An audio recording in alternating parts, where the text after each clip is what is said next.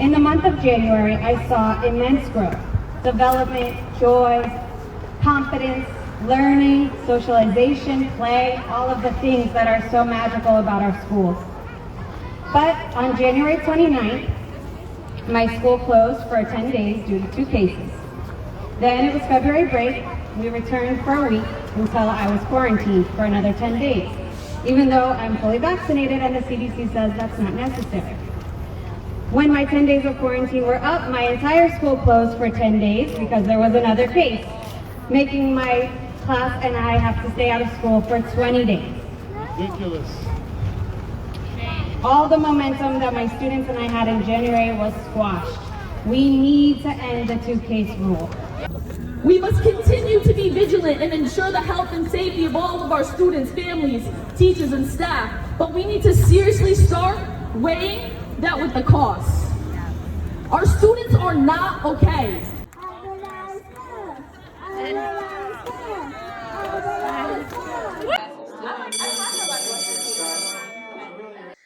Hello, all those beautiful faces. How we doing?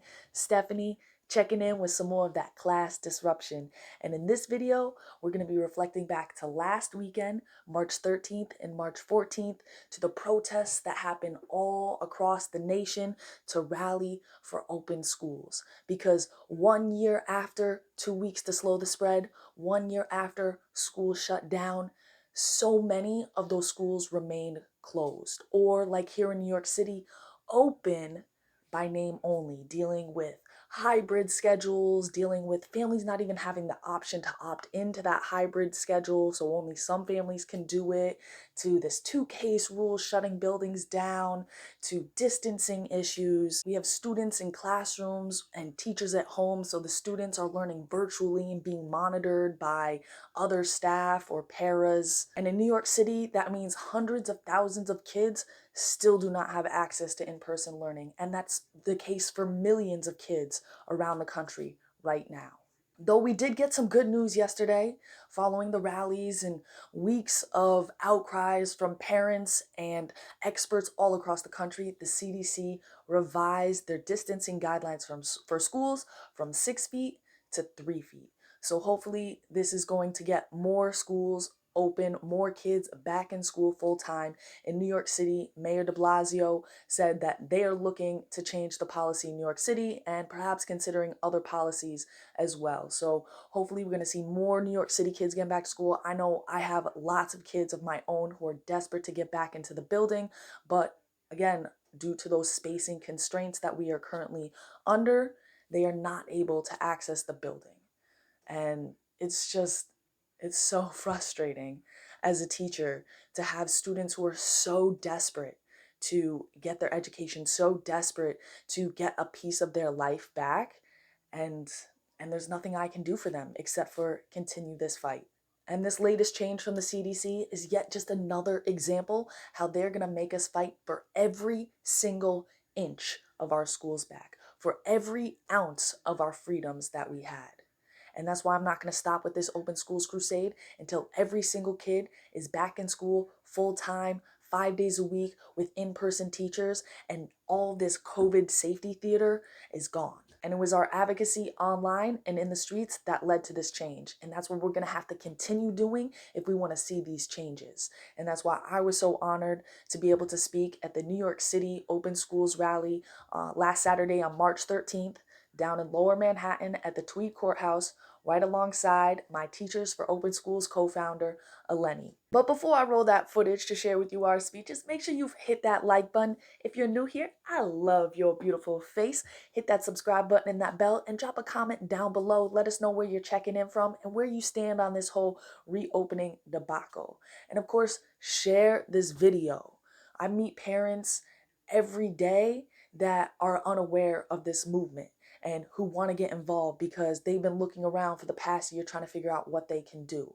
So if there's one thing that you can do, share this video or any of the other videos I have on this channel or the Teachers for Open School channel, having conversations around this issue. We got to get everybody involved. We got to get everybody activated because unfortunately, as much as we would love for school just to open up normally next year, regular, back to, circa 2019 before all this COVID mess.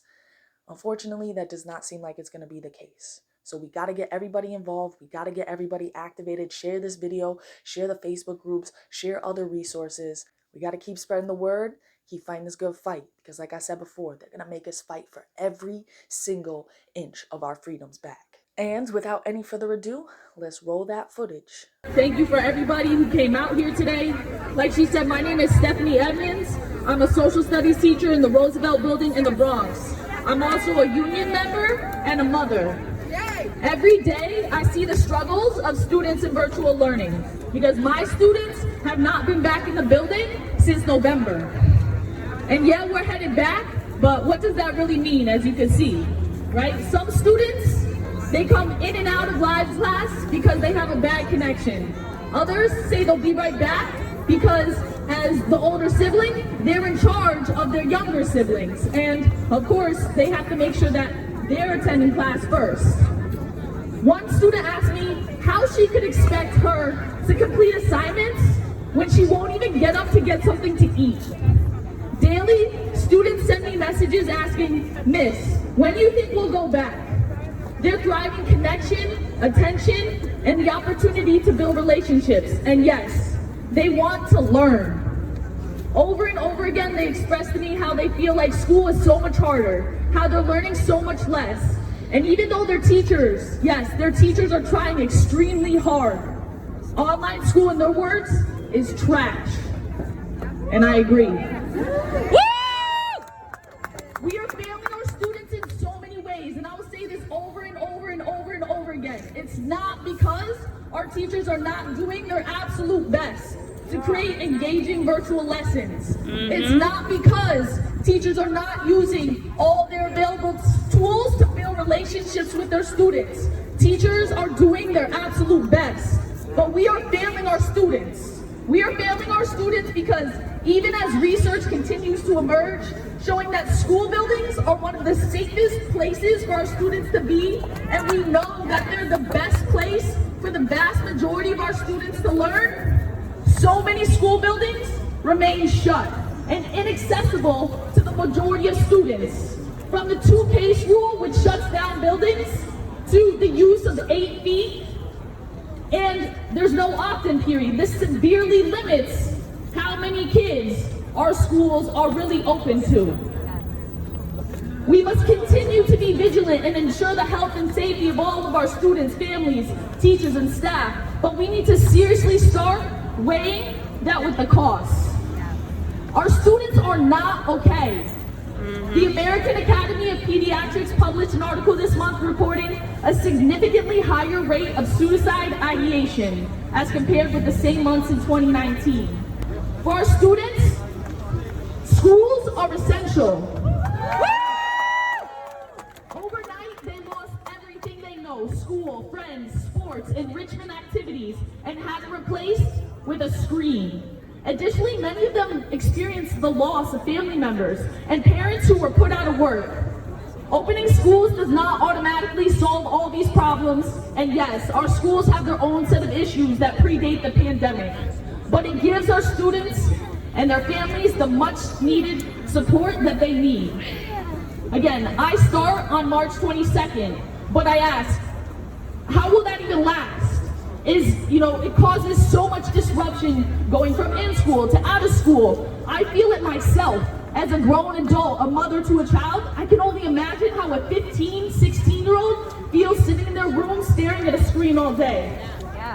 For too long, teachers and families who want schools to be reopened have been left out of the decisions that determine what's going on in their classrooms. Today, that must end. It is time to listen to the people who actually go to the schools and teach the kids. Schools are safe, and we must immediately end the 2-case rule, use 3 feet, and allow another opt-in period. Open our schools. Let's go. Open our schools! Open our schools! Open our schools! Woo!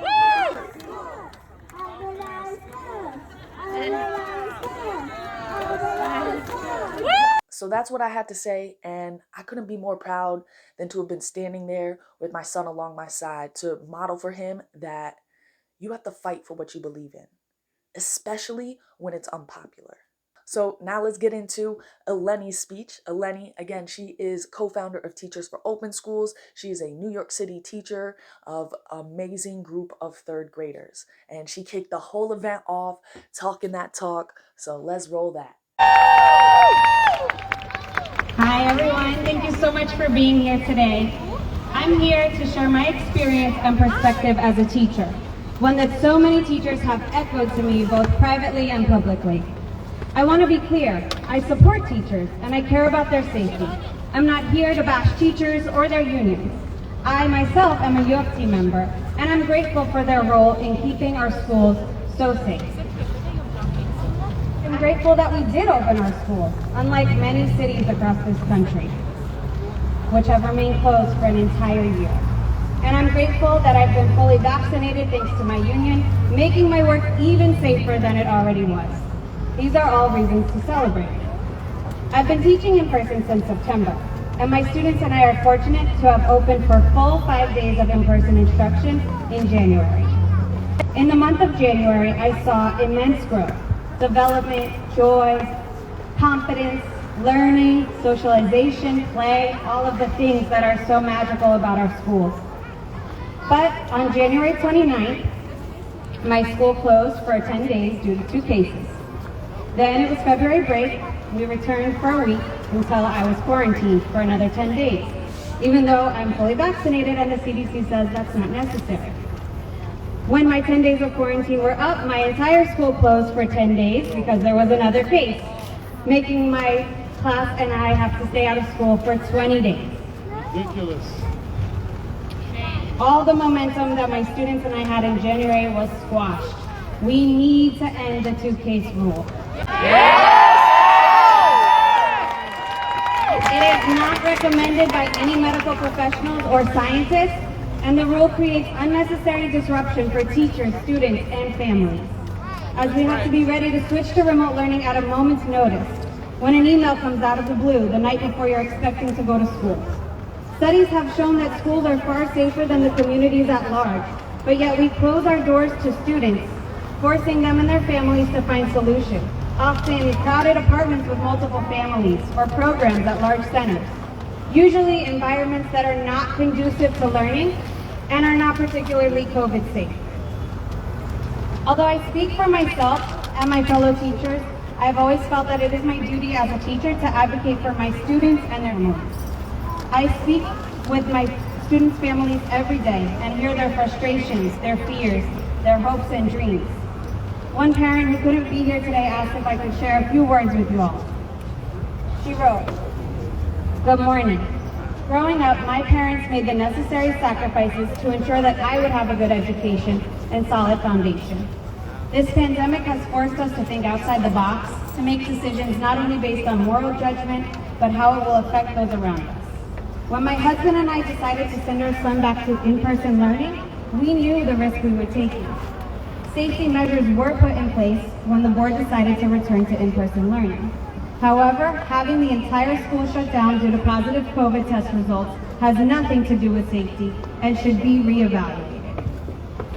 The Archdiocese of New York has kept a vast majority of their schools open to in-person learning only since the first day of school in August. Last year, my family and I transitioned from Catholic to public school. How can their schools fully operate under similar circumstances with little to no interruption?" Politics. At some point, we have to get back to making education the priority rather than a burden. For some students, school is all they have. Family, households, and structures have been tested and even broken. Next month is spring break, followed by less than 60 days remaining within the school year. If we don't get our children back into the school full time, we are risking irreversible damage. Best regards, a concerned parent from District 6. I want to conclude, thank you. I want to conclude by emphasizing that we need to acknowledge how much has changed since we opened in September. And we need to make policy changes now to set the stage for the fall. I'm calling on the DOE, the U of T, and Mayor de Blasio 2. Revise distancing from 8 feet, as Maud mentioned, it's 8 feet, not even 6, to 3 feet, which the World Health Organization recommends and studies have shown is safe. Allow families to opt back into in-person learning. No family should be held to the decision they made in November, when so much has changed. Create a formal process for vaccinated teachers to return to their school buildings and end quarantining for vaccinated staff. Yes, let's go. Yes. And of course, end the 2-case rule now. Yes. Hearing it back like that, it's even more inspiring now. For real though, it's been everything to have Eleni here by my side, fighting this fight. She's been unwavering from day one, and she has been actually in the classroom way more than me with her kids face to face. And so shout out to Eleni for everything that she's doing, both for the movement and for her kids every single day. That's what teaching looks like. And it's time for more teachers to step up and say enough is enough, right? School is essential. The job that we do as educators is essential. And it's not only our professional duty, but our patriotic duty to step up, get this country back on track, and to develop, educate, and help grow the future leaders of this country. The politicking, the unreasonable demands, the continual moving of the goalposts from teachers need vaccines to kids need vaccines now to teachers aren't babysitters. All of these devalue our profession and our place in society. If you think you're a babysitter, then go babysit, because that's not what I do. I'm a highly trained, highly credentialed professional, and I educate kids in a way that parents don't know how to. I'm not a babysitter. So I want that argument to just cut right now. Listen, kids need to be back in school, and they need a teacher in their classroom teaching them. Are you going to be that teacher?